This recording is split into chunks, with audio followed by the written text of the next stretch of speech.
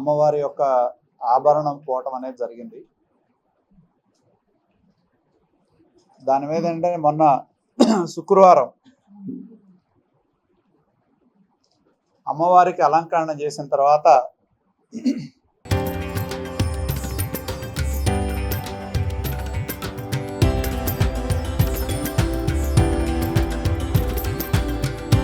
తరతరాలుగా తరగని స్వర్ణ బంధాలు మన మానిపల్లి జ్యువెలర్స్. మంగళవారం కానీ అది పోయినట్టు గుర్తించడం జరిగింది. దాని మీద ఆ ఆభరణం దండలు తీసేటప్పుడు కానీ ఎక్కడన్నా జారిపోయిందనే దాని మీద పూజారులు అధికారులు కలిసి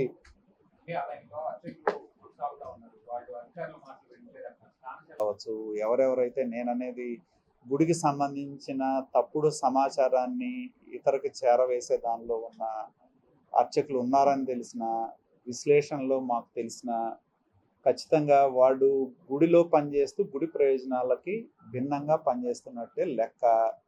కాబట్టి అటువంటి వాళ్ళని గుర్తించి అవసరం అయితే సిస్టంలో రూల్ ఆఫ్ లా ప్రకారమే తొలగించేది కూడా చేస్తాం. చేస్తున్నప్పుడు గుడి పవిత్రతని గోప్యతను కానీ కాపాడాల్సిన బాధ్యత వాళ్ళది. మా ఇష్టం మా ఇదని చేస్తూ కొంతమంది చేస్తున్నట్టు మాకు సమాచారం ఉంది. కాబట్టి అవన్నీ విశ్లేషణ చేసిన తర్వాత ఖచ్చితమైన చర్యలు మేము తీసుకుంటాం. సంబంధించిన అంశాల్లో కానీ రాజీ పడే ప్రశ్నే లేదు. దయచేసి నేను మళ్ళీ విజ్ఞప్తి చేస్తా ఉన్నా, పోలీసు యంత్రాంగం పూర్తి స్థాయిలో దీని మీద విచారణ జరుపుతూ ఉన్నారు. కాబట్టి వాళ్ళ యొక్క విచారణ తేలే వరకు సంయమనం పాటించమని మాత్రమే ప్రజలను కోరుతా ఉన్నా. తర్వాత ఆభరణం పోయింది అనేది నిర్ధారించుకున్న తర్వాత పోలీసు యంత్రాంగం విచారణ చేపట్టడం జరిగింది. అలాగే ఆ విచారణ పోలీసులు చేస్తూ ఉన్నారు. ఎందుకంటే ఇంటి దొంగను పట్టుకోవాలంటే ఈశ్వరుడైనా పట్టుకోలేడనే ఒక సామెత ఉంది. కాబట్టి పోలీసు యంత్రాంగం సంపూర్ణమైన సమాచారాన్ని సేకరిస్తూ ఉంది. గుళ్ళో పూజారులు ఎవరున్నారు, ఎవరెవరు డ్యూటీలు ఉన్నాయి, ఎవరెవరు ఎప్పుడు డ్యూటీలు మారారు, ఎప్పుడు గుర్తించారు, ఏ సమయం వరకు ఉంది, అలాగే గుళ్ళో ఉన్న సీసీ ఫుటేజ్ను కూడా తీసుకొని దాన్ని సాంకేతిక పరిజ్ఞానంతో విశ్లేషణ చేస్తూ ఉన్నారు. అలాగే గుడికి సంబంధం లేకుండా కొంతమంది వ్యక్తులు రెగ్యులర్గా వచ్చేవాళ్ళు ఉంటారు, రకరకాల చోట్ల కూర్చునే వాళ్ళు ఉంటారు. ఎవరున్నారు ఏంటి అని దాదాపు పూర్తి సమాచారాన్ని పోలీసు యంత్రాంగం విశ్లేషణ చేస్తూ ఉంది. అలాగే నేను తెలియజేసేది ఏంటంటే, ఎప్పుడు జరగకూడని సంఘటన గుళ్ళో జరిగింది కాబట్టి ఖచ్చితంగా దానిలో బాధ్యులు ఎవరు, భాగస్వాములు ఎవరు అని పోలీస్ యంత్రాంగం పూర్తి విశ్లేషణ జరిగిన తర్వాత ప్రజలకు కూడా తెలియజేయడం జరుగుతుంది. నేను కోరేది ఏంటంటే, ఎవరు మాట్లాడినా ఒక సంఘటన జరిగినప్పుడు వాస్తవాలను తెలుసుకొనో వాస్తవపరమైన పరిస్థితుల్లో మాట్లాడే విధంగా ఉండాలి. ప్రతి అంశాన్ని రాజకీయం చేయాలనే దృక్పథం సరైనది కాదని చెప్పి నేను తెలియజేస్తా ఉన్నాను. ఎందుకంటే నేను ఇక్కడ కూర్చొని చెప్పచ్చు, XYZ పేర్లు చెప్పి ఇదిగో వీళ్ళున్నారని నేను చెప్పచ్చు. కానీ పూర్తి విచారణ జరగకుండా ఎవరెవరు దానిలో ఆ సమయంలో ఉన్నారనేది నిర్ధారించకుండా, ఎలా పోయింది అనేది నిర్ధారించకుండా నేను మాట్లాడితే దానికి అర్థం లేదు. ఖచ్చితంగా పోలీసు యంత్రాంగం, నేను విమర్శకులకు నేను ఒకటే తెలియజేసేది, ఈ ప్రభుత్వం వచ్చిన తర్వాత ఎక్కడ ఏ ఇన్సిడెంట్ జరిగినా కూడా పోలీసు యంత్రాంగం స్పందించి తక్షణమే చర్యలు తీసుకోవడం జరిగింది. అది నా ఇంట్లో పోయినా లేదా రైతుల మోటార్లు పోయినా 80 మోటార్లు ఎక్కడా ఎప్పుడూ లేని విధంగా పోలీసులు, పొన్నూరు రూరల్ పోలీసులు వాటిని ఛేదించి 80 మోటార్లు కూడా రైతులకి అందజేయటం జరిగింది. దాని మీద రైతులు కూడా పోలీస్ యంత్రాంగానికి అభినందనలు తెలియజేశారు. ఖచ్చితంగా ఈ అంశంలో కూడా విచారణని తప్పుదారి పట్టించే విధంగా కావాలని నన్ను విమర్శిస్తేనో, లేకపోతే చైర్మన్ని విమర్శిస్తేనో, లేకపోతే పాలక వర్గాన్ని విమర్శిస్తేనో వాస్తవాలు మారవు. నేనున్నా, చైర్మన్ ఉన్నా, పాలక వర్గం ఉన్నా, అందరూ ఉన్నది ఈ గుడి యొక్క ప్రతిష్టను కాపాడటానికి, ఈ గుడిలో కావాల్సిన భక్తులకి మెరుగైన వస్తువులు కల్పించడానికి మాత్రమే మేమున్నాం. దానికి అనుగుణంగా కూడా మేము పనిచేస్తూ ఉన్నాం. ఎప్పుడూ లేని విధంగా భక్తులకు కావాల్సిన సౌకర్యాలు కల్పించే దానిలో ఇదివరకు మంచినీటి సౌకర్యం లేదు. దివీస్ ల్యాబ్ సహకారంతో నిరంతరం ఆర్ఓ ప్లాంట్ పెట్టడం జరిగింది. ఇదివరకు ప్రసాదాలు లేవు. ప్రతిరోజు ఇవాళ ఉదయం నుంచి సాయంత్రం వరకు 250 మంది వరకు ప్రసాదాలు పెడతా ఉన్నారు, భోజనాలు పెడతా ఉన్నారు. అలాగే కోట్ల విలువైన దేవస్థానానికి సంబంధించిన భూమి మరి ఈ ప్రభుత్వం వచ్చిన తర్వాతే కోట్ల విలువైన భూమి, ఎదురున్న భూమిని టెంపుల్ ఆధీనంలోకి తీసుకోవడం జరిగింది. ఇంతకుముందు తీసుకోవాలా, వదిలేశారు. కాబట్టి గుడి సంబంధించిన ఆస్తులు పరిరక్షణ, ఇక్కడ జరిగే ఆచార వ్యవహారాలని కాపాడటంలో మేము ఎప్పుడూ ముందే ఉంటాం అనేది గుర్తుంచుకోవాల్సిన అవసరం ఉంది. అలాగే అభివృద్ధి గురించి కూడా ఎన్నో ప్రణాళికలు రూపొందించారు. దాదాపు 3,40,00,000తో భక్తులకి కొత్త వసతి సముదాయం కల్పించడానికి ఎస్టిమేట్లు పంపించారు. 1,25,00,000తో గెస్ట్ హౌస్ నిర్మాణం కోసం పంపించడం జరిగింది. పాత భవనాలు ఏవైతే ఉన్నాయో వాటన్నిటిని కూడా పునర్నిర్మాణం చేస్తూ ఉన్నారు. కాకపోతే నేను చెప్పేది ఒకటే, ఇక్కడ కొంతమంది గత 5 సంవత్సరాల్లో ఇక్కడ పెత్తనం చేసిన వాళ్ళు నిరంతరం ఈ గుడి మీద ఏదో ఒక ప్రతిష్ట దిగజార్చాలనే కుట్ర అయితే ఒకటి జరుగుతుందనే భావన ఇక్కడున్న ప్రజలు కానీ పాలక మండలి సభ్యులు కానీ వ్యక్తం చేయడం జరిగింది. ఏదో రకంగా గుడి ప్రతిష్ట దిగజార్చాలని కుట్ర. కాబట్టి ఈ కుట్రలో భాగస్వాములు ఎవరు అనేది ఖచ్చితంగా పోలీసు యంత్రాంగం తేలుస్తుంది. దయచేసి నేను విమర్శించే నాయకులకు కూడా నేను చెప్పేది ఏంటంటే, పోలీసు యంత్రాంగం నిర్ధారణ చేసే వరకు సంయమనంతో ఉండండి. ఎందుకు ఉలిక్కి పడుతున్నారో నాకు అర్థం కావట్లా. ఖచ్చితంగా వస్తుంది సమాచారం. ఏ పూజారి ఏ నాయకుడితో మాట్లాడాడు, ఏ పూజారి ఎవరెవరికి ఫోన్ చేశారు, ఏ పూజారి ఎవరితో కాంటాక్ట్లో ఉన్నాడు, ఇవన్నీ వస్తాయి. ఎందుకు తొందరపడుతున్నారు? తొందర పడుతున్నారు అంటే రేపు ఆ బురద వచ్చి మీకు అంటుకుంటుందనే ఆలోచన మీకు ఉండదు కాబట్టి కోయిలు ముందే కూర్చున్నట్టు ముందే హడావుడి చేస్తున్నారు మీరు అని నేను అనుకోవాలి. మీరు చేసే చర్యలను బట్టి నేను అనుకుంటున్నా. కనీసం పోలీసు యంత్రాంగానికి ఆ కేసును ఛేదించడానికి సమయం ఇవ్వాలి కదా, విచారణ చేయాలి కదా. ఒకళ్ళు కాదు, ఇక్కడ కాదు, కొన్ని వేల మంది భక్తులు వచ్చే ప్రాంతం ఇది. ఏ పుట్టలో ఏ పాము ఉందో ఎవరికి తెలుసుద్ది? దొరికే వరకు కదా దొంగ అని తెలియదు. ఆ దొంగ ఎవరో నిర్ధారించే వరకు కూడా ఓపిక లేదు.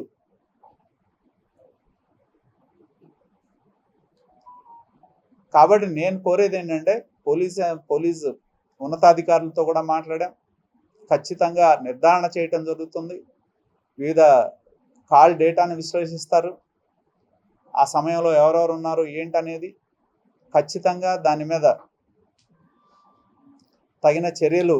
నేను కోరేది ఒకటే, పోలీసులు దొంగలెవరో నిర్ధారించే వరకు కూడా సంయమనంగా ఉండాలని మాత్రమే నేను విజ్ఞప్తి చేస్తా ఉన్నాను. ఖచ్చితంగా ఈ టెంపుల్లో గతంలో వ్యవస్థలన్నీ చిన్నాభిన్నం చేశారు. మొన్న మేము వచ్చిన తర్వాత మాత్రమే మళ్ళీ ఈ ఎవాల్యుయేటర్ను పిలిపించి ఈ దేవస్థానంలో ఉన్న నగలు అన్నిటినీ కూడా ఇది చేసి చేయించింది. అదేవిధంగా ఇంకా ప్రక్షాళన చేయాల్సిన అవసరం ఉంది. ఖచ్చితంగా దానిలో ప్రక్షాళన చేస్తాం. భక్తులకి మీరు ఏ పండగ తీసుకున్నా, ఎప్పుడు చాలామంది మీరు శివరాత్రి తీసుకున్నా, ఏది జరిగినా ఇక్కడ ఎంతోమంది విఐపీలు వచ్చారు ఈ గుడికి. ఎప్పుడూ జరగని విధంగా బ్రహ్మాండంగా ఏర్పాట్లు చేశారని కితాబిచ్చారు అందరూ కూడా. కాబట్టి ఈ గుడికి ప్రతిష్ట దిగజార్చే విధంగా ఎవరన్నా చేసినా, కొంతమంది ఉద్దేశపూర్వకంగా రాసిన వాళ్ళ మీద మటుకి చట్టపరమైన చర్యలు మేము తీసుకుంటాం. ఖచ్చితంగా దయచేసి నేను కోరేది ఏంటంటే పోలీసు యంత్రాంగానికి సమయం ఇవ్వండి. పోలీసు యంత్రాంగం కూడా ఈ కేసుని, ఎందుకంటే అమ్మవారి నగలు పోవటం మామూలు విషయం కాదు. ఆ ఇంటి దొంగలు ఎవరో గుర్తించే పనిలో ఉన్నారు. ఈలోపు విమర్శించే వ్యక్తులకు కానీ ప్రతిపక్ష నాయకులకు కానీ నేను విజ్ఞప్తి చేసేది ఒకటే, సంయమనాన్ని పాటించండి.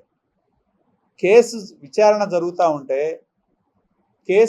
జరుగుతూ ఉన్న సమయంలో దాన్ని పక్కదారి పట్టించే విధంగా ఒక ప్రయత్నంలో భాగమే అనుకుంటున్నాను నేను. ఏ విధంగా అయితే కొంతమంది ఈ దేవాలయాన్ని ప్రతిష్టని దిగజార్చాలనే కుట్ర చేస్తూ ఉన్నారో, ఆ కుట్రలో భాగంగానే వీళ్ళందరూ ఇవి హడావుడి చేస్తున్నారని అనుకోవాల్సిన పరిస్థితులు వస్తూ ఉన్నాయి. కనీసం పోలీసులకు విచారించే సమయం ఇవ్వాలి కదా. కాబట్టి ఖచ్చితంగా దొంగలు ఎవరైనా సరే పోలీసు యంత్రాంగం పట్టుకుంటుంది. ఎవరైతే దానికి బాధ్యులయ్యారో వాళ్ళ మీద చర్యలు తీసుకుంటారు. అలాగే గుళ్ళో ఎవరైతే విధి నిర్వహణలో కానివ్వండి, వీటిని సంరక్షించడంలో పొరపాటు చేశారో వాళ్ళ మీద డిపార్ట్మెంట్ కూడా చర్యలు తీసుకుంటుంది. కాబట్టి నేను కోరేది ఏంటంటే ఖచ్చితంగా మేమందరం కూడా పెదకాకాని శివాలయం అనేది గుంటూరు జిల్లా విడిపోయిన తర్వాత అమరావతి ప్రాంతానికి దగ్గరగా ఉన్న ప్రతిష్టమైన శివాలయం ఇది. ఖచ్చితంగా మేము ఈ ప్రతిష్టను కాపాడే దానిలో, ఈ గుడికున్న పరపతిని కాపాడే దానిలో ఇటువంటి సంఘటనలు జరగకుండా భవిష్యత్తులో కఠినమైన చర్యలు తీసుకుంటుంది ప్రభుత్వ యంత్రాంగం, అధికారులు కూడా అని చెప్పి తెలియజేస్తా ఉన్నాం.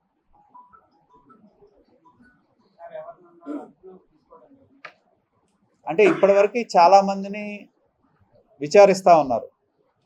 ఎందుకంటే దాదాపు నేను అనుకోవడం 30 నుంచి 50 మంది దాకా పూజారులు ఉంటారు, వాళ్ళ వంతులు ఉంటాయి. వాళ్ళు ఎవరెవరు ఉన్నారు, అధికారికమైన పూజారులు ఎవరు, అనధికారమైన పూజారులు ఎవరు అనేది కూడా విశ్లేషణ చేస్తూ ఉన్నారు. సీసీ కెమెరాల ఫుటేజ్ కూడా చూస్తున్నారు, ఎవరు లోనకి వెళ్ళారు, ఎవరు బయటకు వచ్చారు అనే దాని మీద. కాబట్టి అవన్నీ కూడా విశ్లేషణ చేస్తూ ఉన్నారు. ఆ టైంలో కాల్ డేటాలు కూడా విశ్లేషణ చేస్తూ ఉన్నారు, ఎవరి దగ్గర నుంచి ఎవరికి ఫోన్లు అయినాయి, ఎవరెవరు చేశారు ఏంటి. కాబట్టి ఇవన్నీ కాల్ డేటా విశ్లేషణ ఇవన్నీ అంటే కొంత సమయం పడుతుంది. నేను అనేది ఆ సమయానికి కూడా ఓపిక లేకపోతే ఎట్లా. కాబట్టి కొంత సమయం ఇవ్వాలనేది నేను కోరుతా ఉన్నాను. ఇదేదో కేసుని మాఫీ చేయడానికో లేదా కేసుని ఇది చేస్తామనో చేయాల్సిన అవసరం మాకు లేదు. ఆ కర్మ మాకు పట్టలేదు. ఎక్కడ తప్పు జరిగినా దాని మీద కఠినమైన చర్యలు తీసుకుంటాం. ఎవరున్నా సరే, ఎవరు బాధ్యులైతే వ్యక్తులు ఉన్నారో విధి నిర్వహణలో నిర్లక్ష్యం చేసిన వాళ్ళు కావచ్చు, అలాగే పోలీసు యంత్రాంగం చేసే విచారణలో వాళ్ళు తేలితే వాళ్ళు ఎవరు దొంగలు అనేది నిర్ధారించే దానిలో కూడా పోలీసులు విచారిస్తూ ఉన్నారు. ఖచ్చితంగా దానిలో ఉన్న వ్యక్తులను కూడా గుర్తించి చర్యలు తీసుకుంటారు.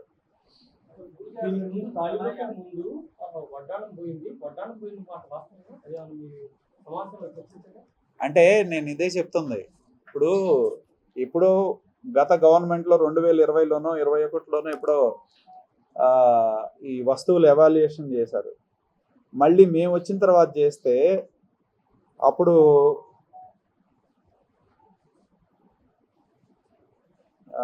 2.164 కేజీలు ఉంటే మేము వచ్చిన తర్వాత 2.298, అంటే ఆ గవర్నమెంట్లో తక్కువ చూపెట్టారు.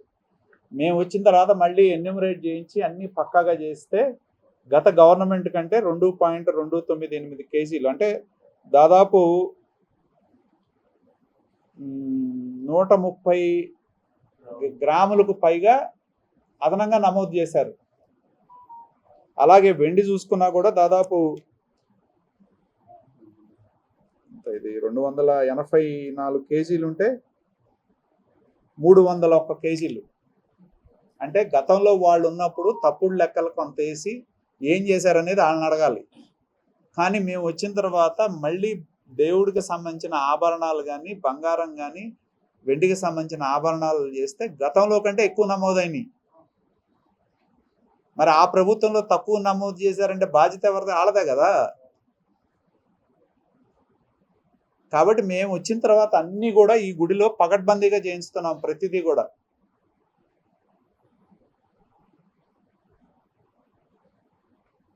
కాబట్టి పూజారులు దాదాపు 30 మంది 40 మంది ఉంటారు. ప్రతి ఇది ఎవరు నిందితులు తెలియ వరకు ప్రతి వాళ్ళని అనుమానించాల్సిందే, ప్రతి వాళ్ళని విచారణ చేయాల్సిందే. అదే కాకుండా గుళ్ళోకి వచ్చేళ్ళే వాళ్ళు ఉంటారు కొంతమంది, వాళ్ళ సంబంధం లేకపోయినా వస్తారు, కూర్చుంటారు. ఎవరెవరు వచ్చారు, ఎవరెవరు వెళ్ళారు అనేది విశ్లేషణ చేస్తున్నారు. చేసి ఖచ్చితంగా దాని మీద అయితే చర్యలు ఉంటాయి. ఖచ్చితంగా అన్నీ కూడా పూజారులు కానీ, పూజారులకు సంబంధించిన కొన్ని అంశాలు, సంస్థాగతంగా చేయాల్సిన ప్రక్షాళన కానీ ఇవన్నీ కూడా చేస్తాం. కొంతమంది గనక ఉద్దేశపూర్వకంగా, నేను చెప్పేది కొంతమంది పూజారులు ఉద్దేశపూర్వకంగా కొంతమంది వ్యక్తులతో కొల్యూడ్ అయ్యారని తెలిస్తే ఖచ్చితంగా వాళ్ళని ఉద్యోగం నుంచి కూడా తీసేస్తాం. ఈ యొక్క టెంపుల్ ప్రతిష్ట దిగజార్చాలని చెప్పి కొంతమంది వాళ్ళ పరమైన స్వార్థపూరితమైన ఆలోచనతో కొంతమంది పూజారులు ఎవరన్నా అనవసరమైన సమాచారాన్నో అనవసరమైన దాన్నో ఇది చేసినా కూడా ఖచ్చితంగా వాళ్ళ మీద కూడా కఠినమైన చర్యలు ఉంటాయి. ప్రాథమికంగా కొంత విచారణ ఉద్దేశపూర్వకంగా తీసుకోవాలనుకున్నారా లేదా మిస్టేక్ ఏమైనా పోయిందనుకున్నారా? మేము మాకున్న అవగాహన ఏంటంటే దీనిలో ఒక కుట్ర కోణం ఉందని చెప్పి మేము భావిస్తూ ఉన్నాం. ఎందుకంటే గతంలో నేను ఇదే గుళ్ళో చికెన్ మటన్ వండినప్పుడు ధర్నా చేశాను. అప్పుడు ఈ గుళ్ళో అందరి చేత నా మీదే కేసు పెట్టించారు. పూజారులందరినీ తీసుకెళ్లి నా మీద కేసు పెట్టించారు. ఏది మేము ఆ రోజు గుళ్ళో దొరికిన పాంప్లెట్ ఇచ్చాం, బండి కానీ అన్నీ మేము ప్రత్యక్షంగా ఇది చేసినా కూడా దొరికినా కూడా మా మీదే తిరిగి కేసు పెట్టారు ఆ రోజు. కాబట్టి ఎంతసేపటికి ఏంటంటే ఈ ప్రభుత్వం వచ్చిన తర్వాత ప్రధానమైన గుడులు ఏవైతే ఉన్నాయో గుడులు లక్ష్యంగా చేసుకొని ప్రభుత్వాన్ని అప్రతిష్ట పాలు చేయాలని, మమ్మల్ని అప్రతిష్ట పాలు చేయాలని ఖచ్చితంగా దీనిలో కుట్రకోణం ఉంది అనే భావన ఎక్కువ మందికి ఉంది. కాబట్టి దానిలో ఏంటంటే పోలీసులు అన్ని అంశాల్లో కూడా విశ్లేషణ చేస్తూ ఉన్నారు. నేను కోరేది ఏంటంటే ఎందుకు తొందరపడుతున్నారో నాకు అర్థం కావట్లా. ఇప్పుడు పోలీసుకి కంప్లైంట్ ఇవ్వాలంటే ఎవరు ఇవ్వాలి? డీసీ ఇవ్వాలి.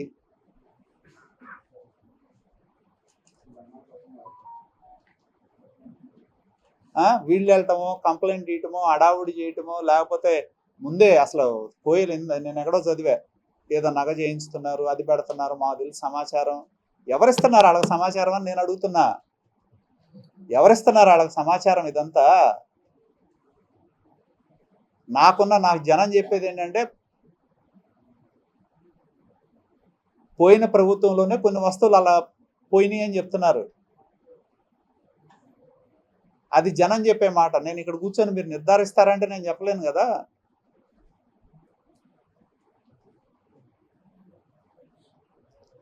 కాబట్టి నేను అనేది ఏంటంటే అసలు ఏంటో తెలియకుండా వీళ్ళే ముందే ఊహించుకొని నగ నగ తయారు చేయిస్తున్నారు.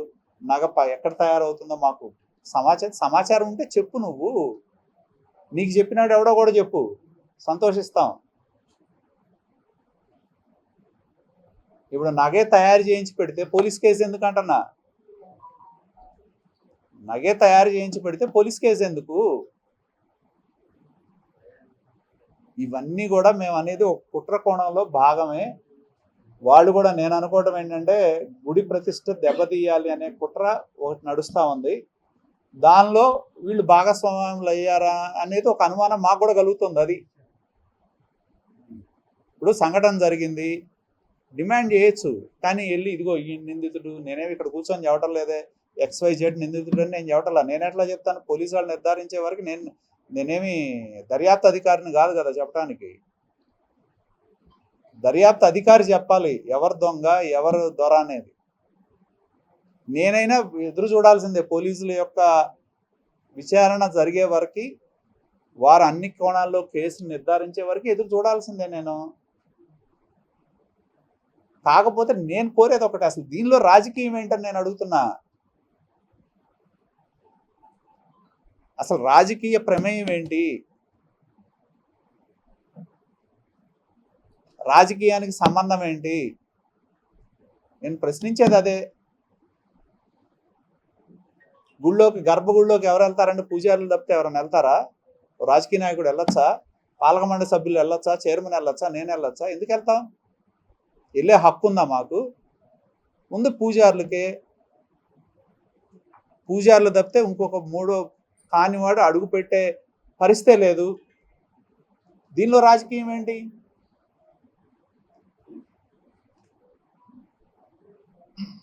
ఖచ్చితంగా పోలీసు యంత్రాంగం నా ఇల్లైనా ఒకటే, నీ ఇల్లైనా ఒకటే. ఏదో నా ఇంట్లో నా ఇంట్లో పట్టుకున్నప్పుడు మోటార్లో పట్టుకోలేదా?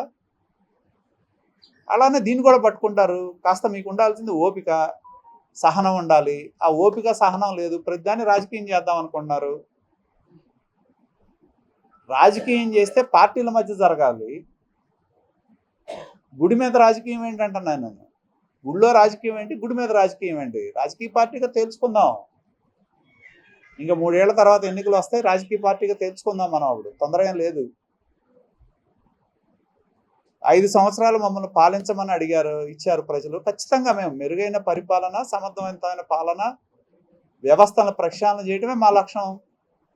దానిలో భాగంగా జరిగిన సంఘటనలు దృష్టిలో పెట్టుకుని ఈ గుడిని కూడా ప్రక్షాళన చేస్తాం.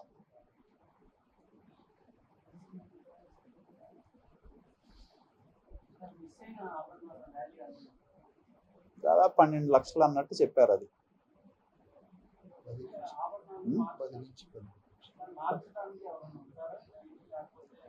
అంటే ఇక్కడ నలుగురు వంతులు ఉంటాయి. ఈ నలుగురు వంతులు రొటేట్ అవుతూ ఉంటాయి. ఈ రొటేట్ అయిన వరకు నాకున్న సమాచారం ప్రకారం, ఇందాక నేను అధికారులను అడిగినప్పుడు శుక్రవారం వరకు ఒక వంతు, శుక్రవారం తర్వాత ఒక వంతు మొదలవుద్ది. ఆ మొదలైన దానిలో నేను అదే మీరు అడిగిన ప్రశ్న అధికారులను అడిగా.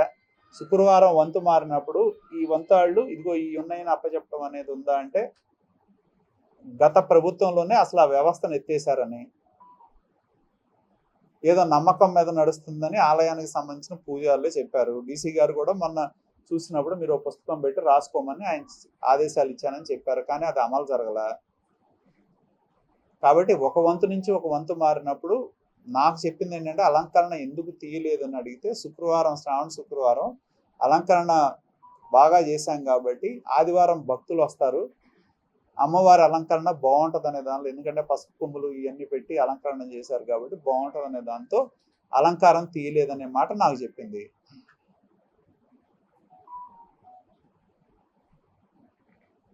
అది మంగళవారమో ఎప్పుడో అలంకరణ తీసినప్పుడు కనపడలేదనేది సమాచారం.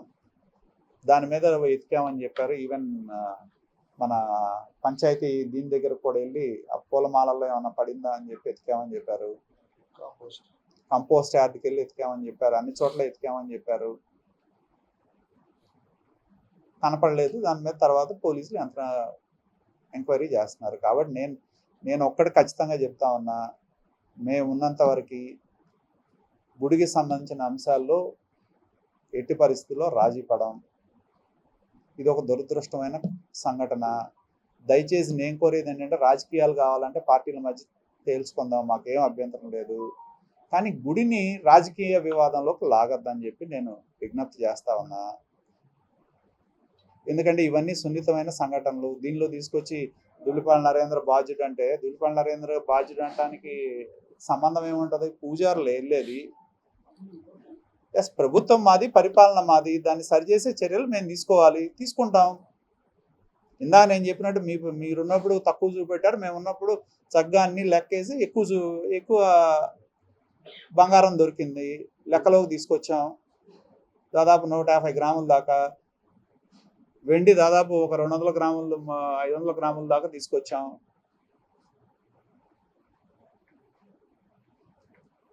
గుడి ఆదాయం పెంచడానికి చూస్తున్నాం, భక్తులు సౌకర్యాలు కల్పించడానికి చూస్తున్నాం. శివరాత్రి వచ్చినా ఇంకోటి వచ్చినా బ్రహ్మాండంగా ఎవరికి అసౌకర్యం లేకుండా బ్రహ్మాండంగా కార్యక్రమాలు చేస్తున్నాం.